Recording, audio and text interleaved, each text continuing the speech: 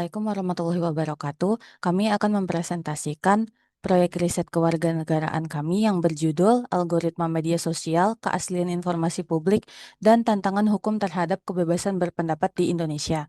Kami dari kelompok F yang beranggotakan Muhammad Zibran Santosa, Naira Fayaza saya sendiri, Muhammad Rafli Ardiansyah, Firdausi Buana Saputra, dan Luhung Setio Pambudi.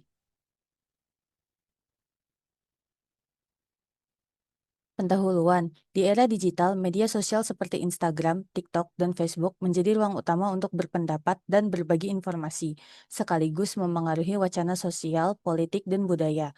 Di Indonesia, kebebasan berekspresi di ruang digital diatur melalui UU ITE. Meski sering menimbulkan ambiguitas dalam penerapannya, algoritma media sosial turut membentuk cara pandang masyarakat dengan menampilkan konten sesuai preferensi pengguna, menciptakan filter bubble dan echo chamber yang memperkuat polarisasi serta mengaburkan keaslian informasi.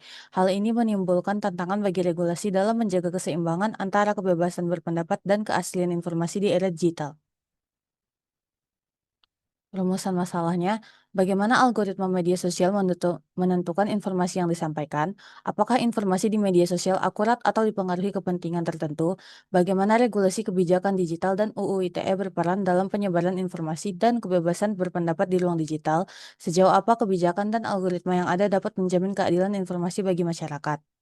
Tujuan dari proyek riset ini ialah mengkaji mekanisme rekomendasi konten pada pengguna, mengkaji keabsahan informasi di media sosial, mengkaji peran dan efektivitas regulasi hukum nasional, serta mencari keterkaitan antara algoritma media sosial dan kebijakan hukum dalam membentuk lingkungan informasi terbuka. Selanjutnya akan dilanjutkan oleh rekan saya.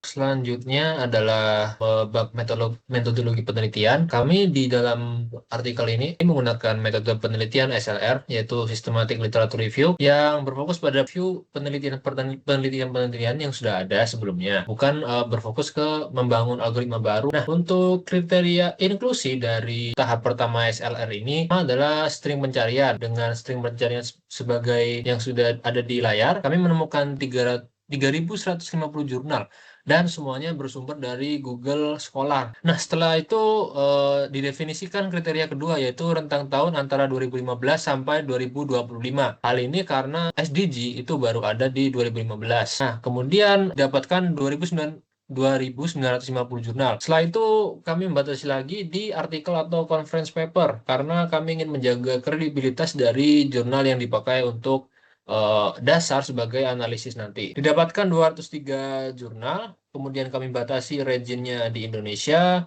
untuk membahas isu-isu yang ada di Indonesia saja karena fokus utama dari pembahasan jurnal yang kami buat adalah tantangan hukum terhadap kebebasan berpendapat di Indonesia. Otomatis harus membahas tentang regulasi yang ada di Indonesia. Kemudian untuk bahasannya Inggris dan Indonesia saja tetap didapatkan 31 dan full access didapatkan untuk 29 jurnal yang nantinya akan lanjut ke proses eksklusi. Dari kriteria eksklusi yang sudah didefinisikan, terdapat 4 kriteria. Yang pertama, fokus pembahasan selain algoritma media sosial, keaslian informasi, dan regulasi hukum kebebasan berpendapat di Indonesia. Yang kedua, hanya membahas aspek sosial tentang kebebasan berpendapat, tanpa adanya hubungan dengan hukum atau media sosial ataupun algoritma. Yang ketiga, membahas pembahasan mengarah ke isu AI, bukan tentang algoritma maupun hukum. Dan yang keempat, tidak relevan dengan SDG 16. Kemudian untuk di sini untuk memperjelas ada gambar diagram alur prisma. Yang pertama itu inklusi didapatkan 29, kemudian ada 8 jurnal yang membahas topik lain dan ada 4 jurnal yang hanya membahas tentang aspek sosial kebebasan berpendapat saja tanpa adanya hubungan dengan media sosial maupun hukum. Sehingga setelah melalui kriteria eksklusi didapatkan total 17 jurnal yang akan menjadi acuan di bab analisis nanti. Nah, setelah itu kami melakukan screening secara kasar saja, seperti membaca abstraknya, dan dari 17 jurnal tadi didapatkan 6 tema utama. Yang pertama adalah dampak UU ITE terhadap kebebasan berpendapat. Yang kedua, peran algoritma dalam pembentukan informasi publik. Yang ketiga, tantangan penegakan hukum digital. Dan yang keempat, ketimpangan regulasi terhadap hak digital. Yang kelima, penggunaan teknologi dalam modernisasi dan pengawasan konten. Dan yang terakhir, yang keenam, krisis kepercayaan terhadap regulasi digital. Oke, bab selanjutnya akan mengarah ke analisis dan pembahasan. Selanjutnya adalah ada analisis dan pembahasan. Peran algoritma media sosial dalam menentukan informasi publik yang ditampilkan kepada pengguna di Indonesia. Algoritma media sosial beroperasi sebagai sistem cerdas yang dirancang untuk mendeteksi dan merespons perilaku pengguna secara signifikan mempengaruhi jenis informasi publik yang mereka terima. Mekanisme pemetaan preferensi pengguna, pembentukan echo chamber, dan pluralisasi, prioritas konten emosional dan sensasional, perangnya transparansi algoritma. Mekanisme pemetaan preferensi pengguna. Algoritma menggunakan kecerdasan buatan untuk memetakan kecenderungan informasi yang sering dicari dan diakses oleh pengguna media sosial. Tujuannya adalah untuk menampilkan konten, baik feed maupun iklan yang sesuai dengan keinginan pengguna. Pembentukan echo chamber dan polarisasi. Platform media sosial dirancang untuk membuat penggunanya betah berlama-lama. Sehingga salah satu cara kerjanya adalah dengan membuang pandangan yang bertentangan dengan mindset pengguna dan membanjiri mereka dengan postingan yang sejalan dengan keyakinan pribadi. Prioritas konten emosional dan sensasional. Pola penyebaran disinformasi menunjukkan bahwa konten yang bersifat sensasional atau provokatif lebih mudah viral dibandingkan informasi yang berbasis fakta. Hal ini disebabkan karena algoritma seringkali mengutamakan konten yang memiliki tingkat engagement tinggi. Kurangnya transparansi algoritma. Mekanisme algoritma yang tidak transparan merupakan salah satu alasan mengapa penyebaran misinformasi bervariasi antar platform. Kurangnya transparansi ini mempersulit upaya regulasi informasi. Hubungan pemerintah dan kepentingan terhadap akurasi, relevansi, dan keaslian informasi di platform media sosial. Informasi di media sosial cenderung tidak dapat dikatakan akurat, relevan, dan autentik secara konsisten dan sebaliknya. Sangat rentan dipengaruhi oleh kepentingan tertentu yang diperparah oleh fenomena post-truth dan manipulasi sistemik. Ancaman misinformasi disinformasi. Media sosial merupakan lahan subur bagi misinformasi, informasi palsu tanpa niat jahat, dan informasi palsu yang sengaja dibuat untuk menyesatkan. Konten palsu ini dirancang agar tampak otentik, membuatnya sulit diidentifikasi. Akibatnya terjadi disrupsi di mana batas antara fakta dan fiksi menjadi kabur. Pengaruh kepentingan politik dan ekonomi. Di era post-truth, fakta menjadi tidak penting, dan masyarakat seringkali lebih memilih berita fiktif yang sesuai dengan kepentingan atau pendapat pribadi mereka. Didorong dengan desirability, bias atau confirmation bias. Aktor politik, aktor politik dan elit menggunakan media sosial secara strategis untuk menyebarkan propaganda dan memajukan agenda mereka. Platform digital, platform media sosial menggunakan logika komersial dan cenderung mengutamakan konten viral demi keuntungan iklan, bukan konten diskusi berkualitas. Buzzer dan bot. Kelompok kepentingan menggunakan pasukan bot atau buzzer, akun palsu yang dioperasikan untuk membentuk opini, untuk secara masif memperkuat sebaran hoax, menciptakan ilusi, dukungan massa, dan manipulasi trending topik. Masalah relevansi dan kualitas informasi. Bahkan informasi faktual dapat disajikan dengan cara yang tidak otentik seperti cherry picking, menyajikan fakta secara selektif untuk menyesatkan publik. Clickbait membuat judul berita yang sangat heboh dan bombastik, padahal isinya seringkali tidak sesuai, mengeksploitasi minat baca pengguna yang rendah.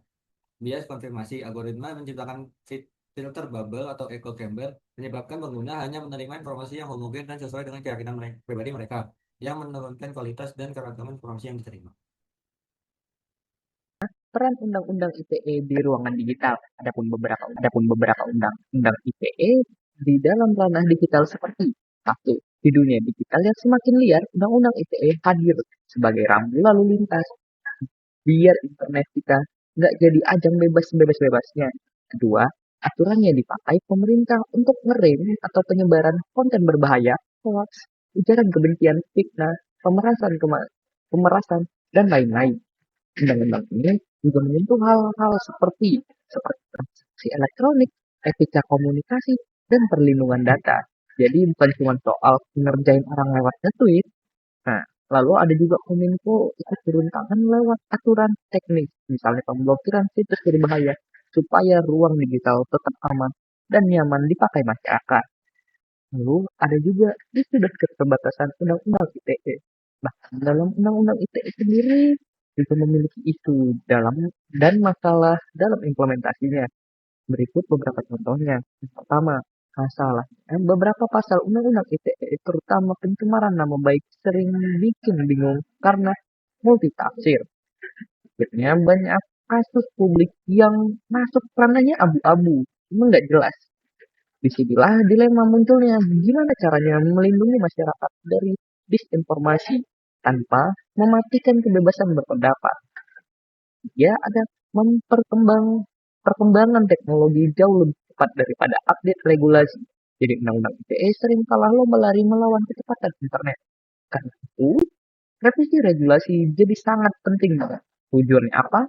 Nah, tujuannya itu bukan cuma buat melemahkan hukum, tapi menyesuaikan dengan kebutuhan zaman. Revisi terbaru juga mulai fokus di isu modern, seperti perlindungan data pribadi dan hak untuk menghapus jejak digital atau RGDR. Oke, selanjutnya tantangan algoritma dalam ruangan publik digital. Algoritma media sosial itu ibarat kalkulator pribadi yang cuma nunjukin apa yang mau kita lihat. Akibatnya apa? Kita terjebak di echo chamber dan filter bubble. Platform lebih memprioritaskan konten yang viral, bukan karena berkualitas. Jadi diskusi yang harusnya sehat malah kebanjiran drama dan sensasi. Upaya menjamin keadilan informasi apa aja sih kalau gitu? Nah, untuk solusi pertama, kita bisa literasi digital, bukan cuma sekedar bisa pakai internet, tapi paham cara kerja algoritma, bisa memanfaatkan atau memilah informasi dan gak gampang ke-trigger hoax.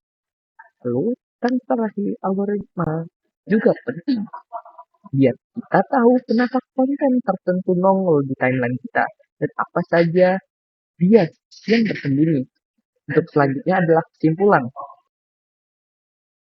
Baik, yang selanjutnya adalah kesimpulan. Jadi dari riset yang sudah kami lakukan, kami dapat kesimpulan di mana dari inti temuan kita dari peran algoritma media sosial itu, jadi algoritma media sosial itu memiliki pengaruh yang besar dalam membentuk cara masyarakat berinformasi. Kemudian dari sistem rekomendasi konten itu membuat pengguna hanya melihat hal-hal yang sesuai dengan pandangan mereka, gitu. Eh, dari itu semua bisa menimbulkan atau menciptakan fenomena fenomena yang namanya filter bubble dan juga echo chamber, yang dimana itu udah dijelaskan sebelumnya. Dan akibatnya itu ruang diskusi publik itu menjadi sempit dan juga lawan polarisasi, rawan polarisasi.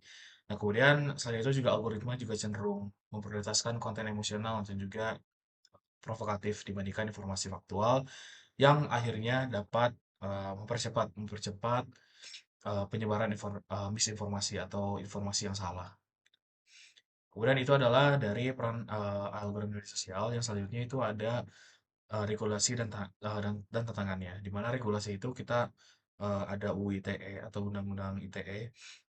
Di mana Undang-Undang ITE ini eh, berperan penting dalam mengatur aktivitas di ruang digital, tapi penerapan itu masih ambigu gitu. Jadi penerapan itu masih menimbulkan perdebatan karena beberapa pasalnya itu bersifat ambigu dan dapat menahan atau mengekang kebebasan berekspresi seperti itu. Jadi meskipun bertujuan menertibkan penyebaran hoax dan juga ujaran kebencian itu, undang-undang ITE ini perlu disesuaikan lagi gitu, perlu direvisi agar seimbang antara perlindungan hukum dan juga kebebasan berpendapat. Nah, jadi kesimpulannya dari riset kami itu, di mana secara keseluruhan algoritma dan kebijakan hukum yang ada di Indonesia ini belum sepenuhnya menjamin keterbukaan serta keadilan informasi lah. Keadilan informasi di ruang digital di Indonesia ini. Masih ada ketimbangan akses teknologi, kemudian rendahnya literasi digital juga itu menjadi faktor, dan juga masih ada bias kepentingan politik maupun ekonomi. Nah, oleh karena itu, setelah kami riset sebelumnya, hasil dari riset kami itu eh, dibutuhkan peningkatan literasi digital kritis, kemudian transparansi sistem algoritma dan juga reformasi kebijakan hukum agar ruang publik digital itu dapat menjadi lebih adil, lebih terbuka dan juga lebih demokratis. Mungkin cukup itu saja yang dapat kami sampaikan hasil dari riset kami. Mohon maaf apabila ada kesalahan. Terima kasih. Wassalamualaikum warahmatullahi wabarakatuh.